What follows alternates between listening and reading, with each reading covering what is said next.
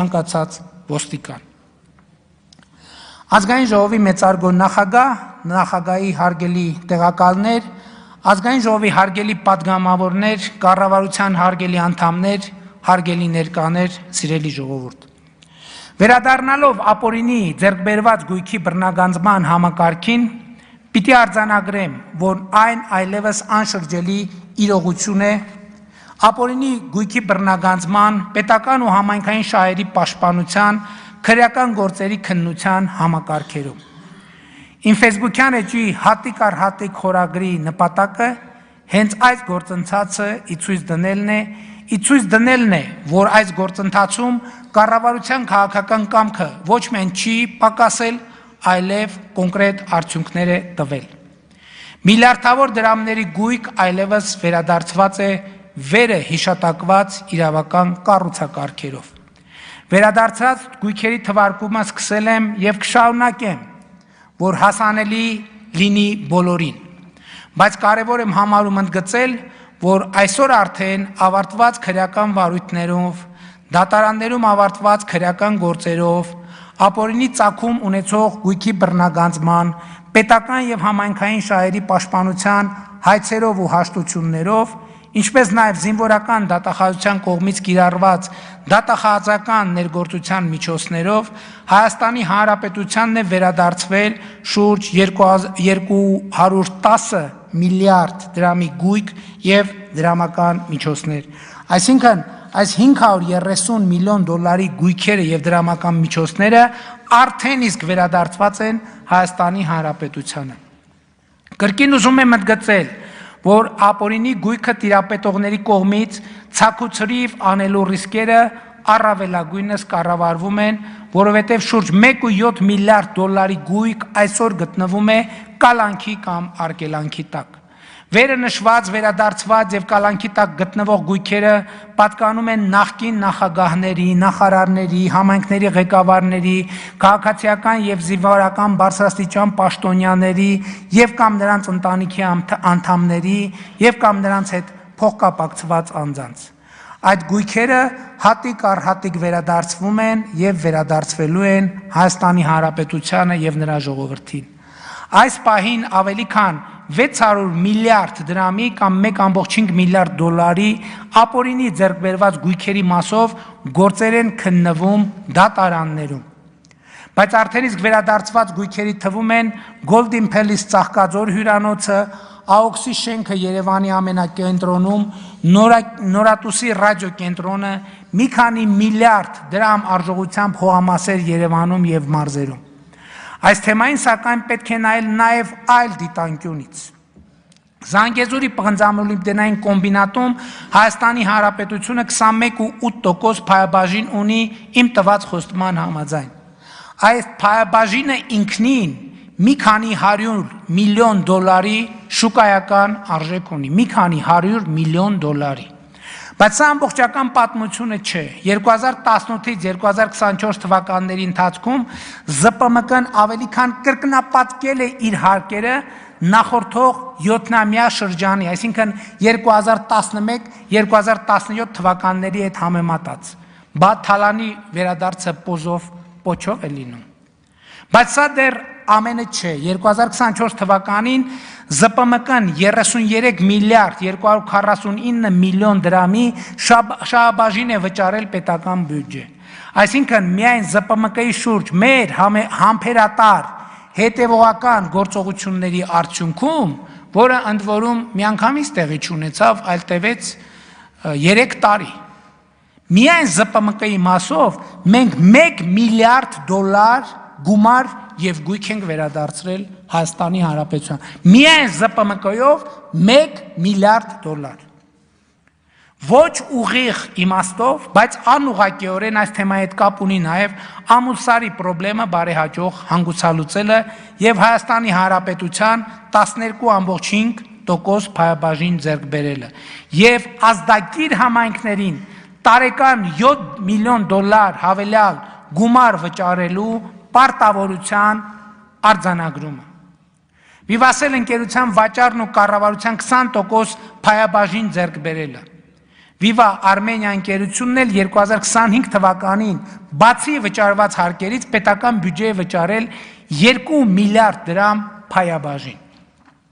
Սիրելի ժողովուրդ, Հայաստանի Հանրապետության սիրելի քաղաքացիներ,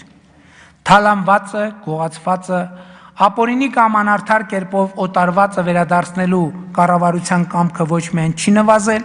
այլև ահա պատրաստի ինստիտուտները, բանաձևերը, համակարգերը գործարկված են ապացուցելի եւ տեսանելի։ Բայց կարևոր է ընդգծել, որ այս ընթացքում ոչ միայն վնասված չէ Հայաստանի պետականությունն ու միջազգային հեղինակությունը, որը այս ողջ process-ի ընթացքում շատ մեծ ռիսկ էր, այլև ամեն ինչ արվել է լիարժեք, օրինականորեն եւ անցնցում։ Միևնույն ժամանակ մենք 100%-ով համատարիմ ենք մնացել 2018 թվականի ժողովրդական ոչ բռնի թավշյա հեղափոխության ընթացքում տված մեր խոստումներին, չբեմադրելով վրեժխնդրության ու վենդետաների տեսարաններ, այլ ընդհակառակը հավատարիմ մնալով պետության կայացման ինստիտուցիոնալ ճանապարհին, որը թերևս ամենաբարդ, ամենադժվար, բայց միակ ճշմարիտ ճանապարհն է եւ շարունակելու ենք գնալ այդ ճանապարհով։ Այս թեմայով իմ ասելիքը ամփոփելով ուզում եմ հատուկ ընդգծել, սա շատ կարևոր է, որ վերը նշված ընկերությունների անունների հիշատակումը այդ համատեքստում վերաբերվում է նախորդող շրջանի գործընթացներին եւ այդ ընկերություններին իմ հիշատակած հայտնի գործընթացների արդյունքում համարում եմ կառավարության հուսալի եւ վստահելի գործընկեր եւ ուզում եմ շնորհակալություն հայտնել այդ ընկերությունների, խոսքը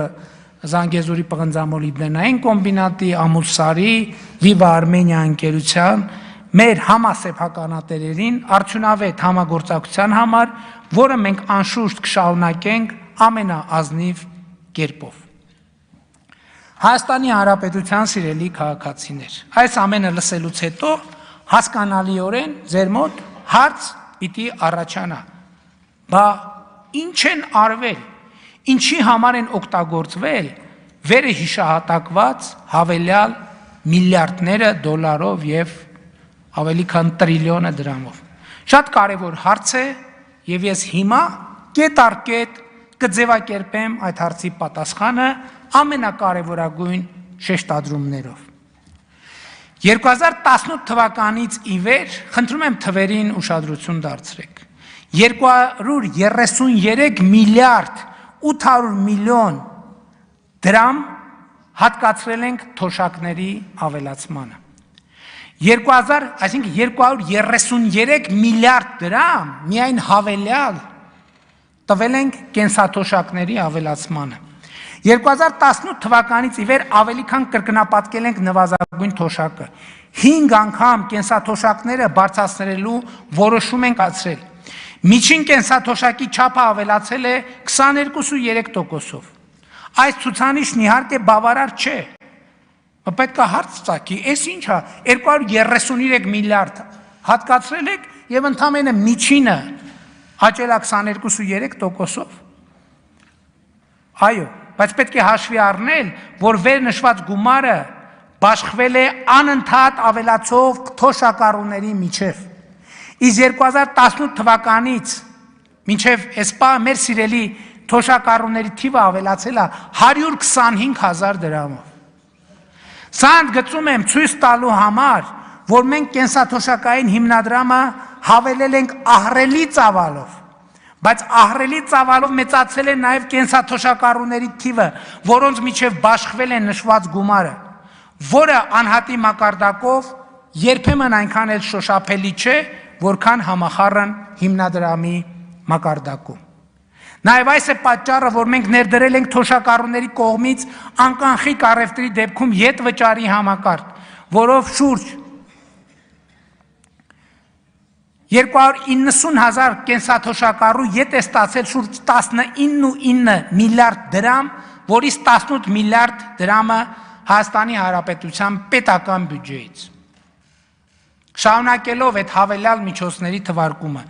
2018 թվականից ի վեր 61 միլիարդ լրացուցիչ դրամ է հատկացվել մինչև 2 տարեկան երեխաների խնամքի նպաստի ծրագրին։ Սա ես խոսում եմ այն բյուջետային, եթե բյուջետային ծրագրերը եղել են, այս թվերը նախկինում եղածի վրա ավելացածներն են միայն 18 թվականից հետո։ Ի սկզբանե 2 տարեկան, մինչև 2 տարեկան երեխայի խնամքի ծրագրի շահառու էին հանդիսանում միայն աշխատող մայրերը։ Այսինքն միայն աշխատող մայրերն էին մինչև 2 տարեկան երեխաների խնամքի նպաստ տանում։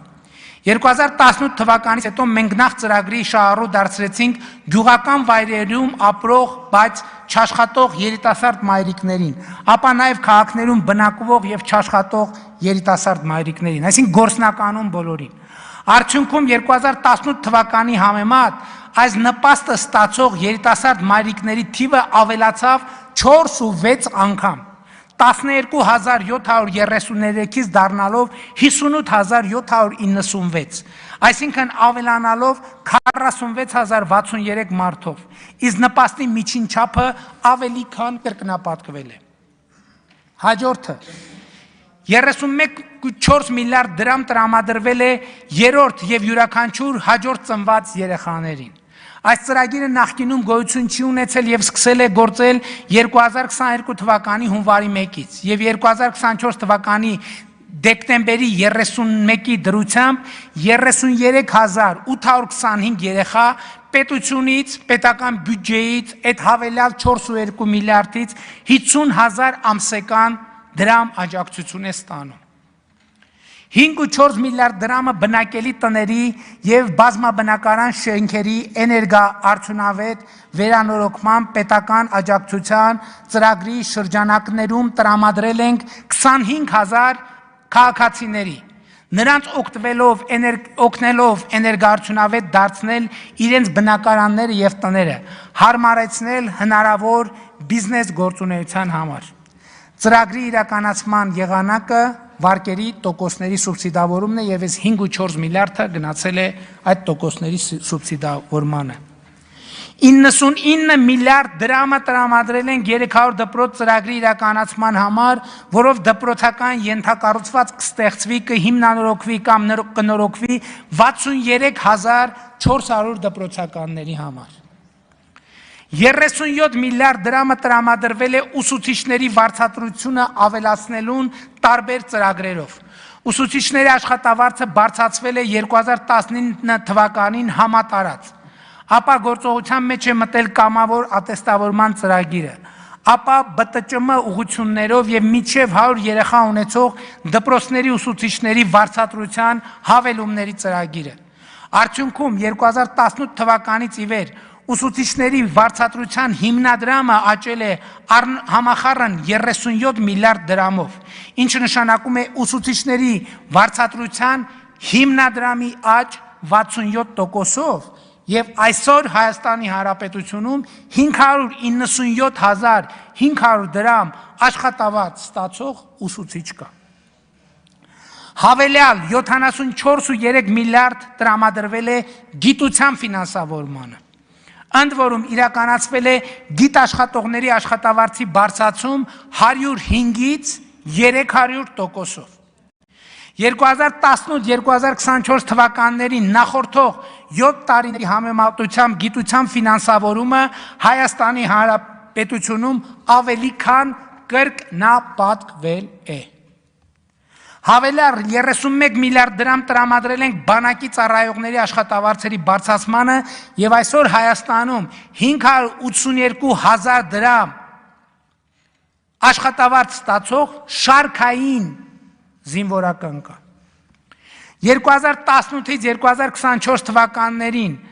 նախորդող 7 տարիների համեմատ հավելյալ 242 միլիարդ դրամ է տրամադրվել ճանապարհների կառուցման համար եւ նախորդող 7 տարիների համեմատությամբ կառուցվել, հիմնանորոգվել եւ նորոգվել է, ուշադրություն դարձրեք, 2000 կիլոմետր ճանապարհ։ Սա 2011-17-ի նկատմամբ հավելյալն է։ Այսինքն այդ նախորդող շրջանի նկատմամբ 576%-ով ավելի շատ ճանապարհ են նորոգվել, հիմնանորոգվել,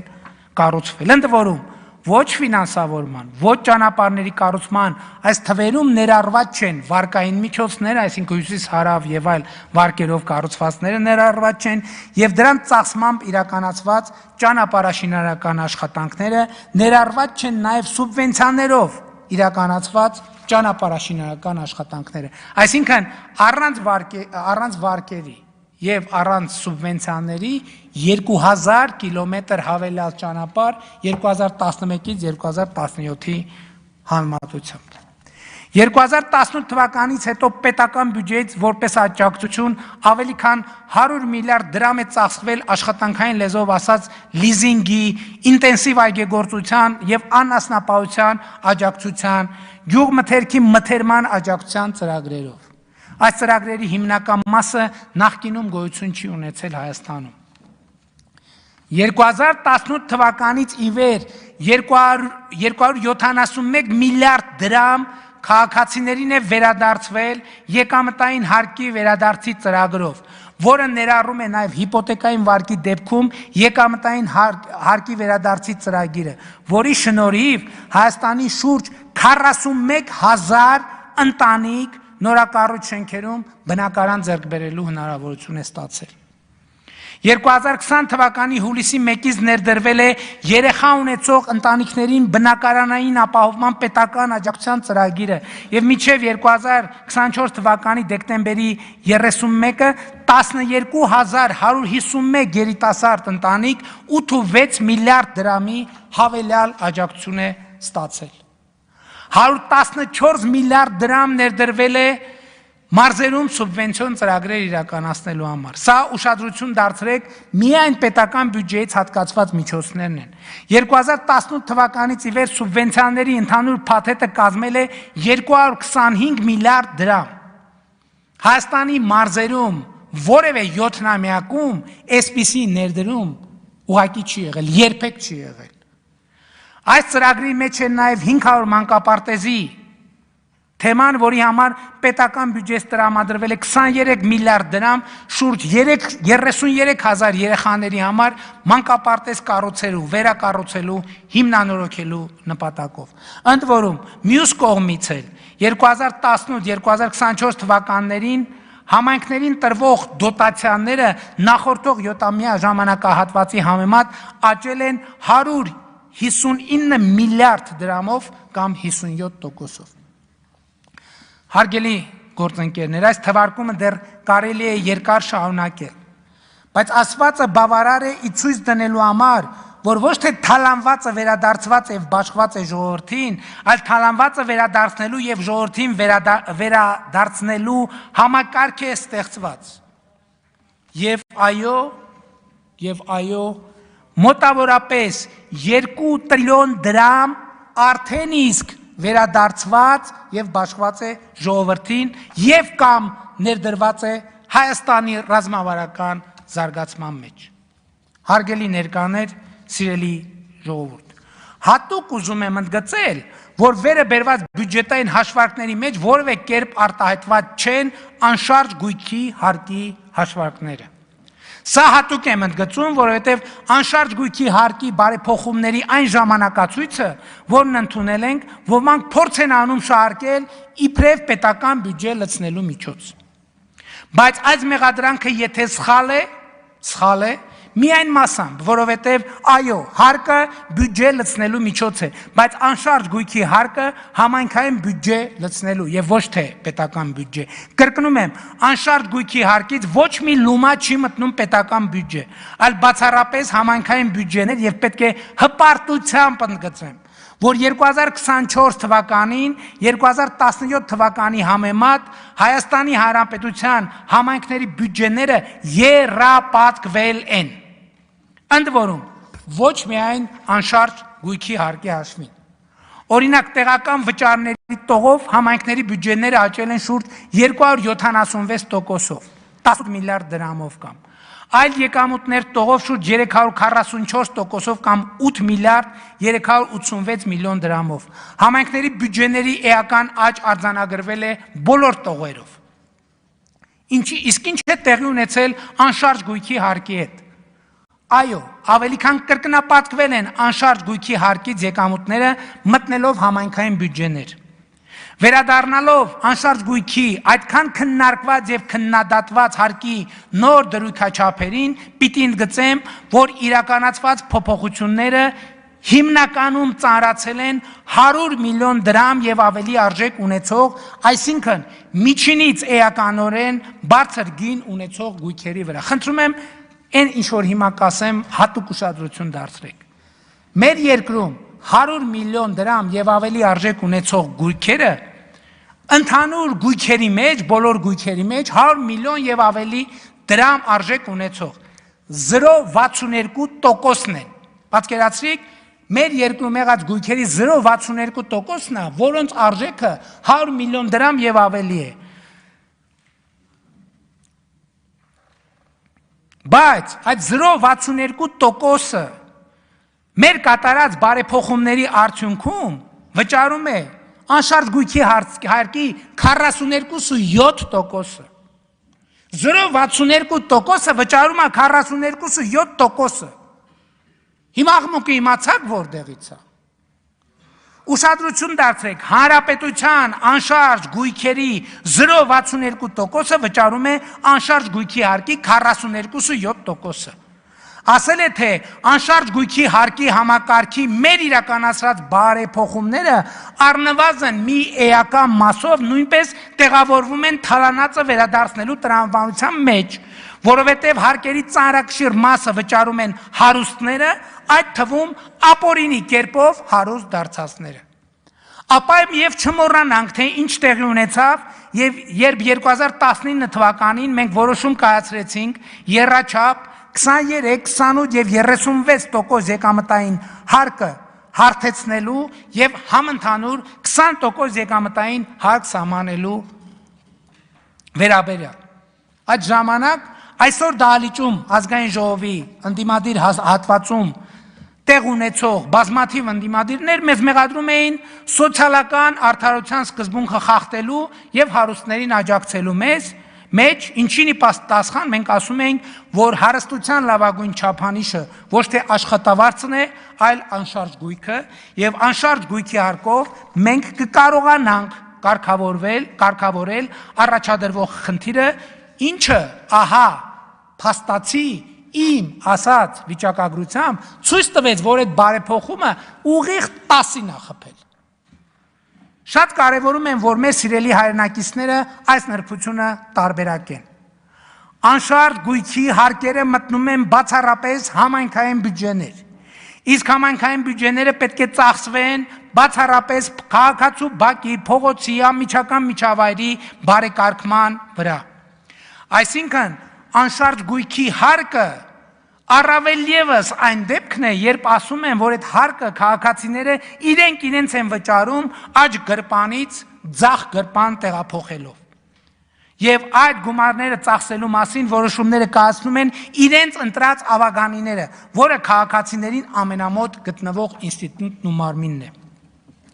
Բայց սա դեռ ամբողջը չէ։ Մեկնարկել է ամեն տարվա հետ ընդլայնվելու է համայնքների մասնակցային բյուջետավորման ծրագիրը, երբ քաղաքացիները ուղիղ կերպով կարող են որոշել, թե համայնքի համար որ նախագծերն են առաջնահերթ։ Քաղաքացիները կարող են առաջ քաշել սեփական գաղափարներ իրենց համայնքներում, իրենց կյանքը ավելի լավը դարձնելու համար եւ որոշում կայացնել այդ ծրագիրը ֆինանսավորելու եւ իրականացնելու մասին։ Մասնակցային բյուջետավորման այս համակարգը դեռևս ֆինանսավորվում է պետական բյուջեից եւ 2024 թվականի 4 համայնքների համար նախատեսված 500 միլիոնի փոխարեն 2025 թվականի պետական բյուջեից այդ նպատակով հատկացվել է 1 միլիարդ դրամ 21 համայնքների համար։ Եվ այս ամենը գործնական արտահայտումն են այն բանի, որ պետական եւ համայնքային բյուջեներին վճարումներ անելով քաղաքացին կրկին ինքը իրեն բացառապես ինքը իրեն է վճարում եւ հենց այս ընկալումով է անցնում պետության եւ ապապետության միջև սահմանը։ Այսինքն պետության եւ ապապետության միջև սահմանը անցնում է քաղաքացու համայնքին կամ պետական բյուջեին վճարած հարկի նկատմամբ ունեցած վերաբերմունքով։ Այդ վերաբերմունքն է ցույց տալիս, թե ինչա պետական մտածողություն, թե ինչա ապապետական մտածողություն։ Ընդհանրապես Հայաստանում կառավարության հասցեին եւ ոչ միայն հիմա մի մեղադրանք կա, որի մասին քիչ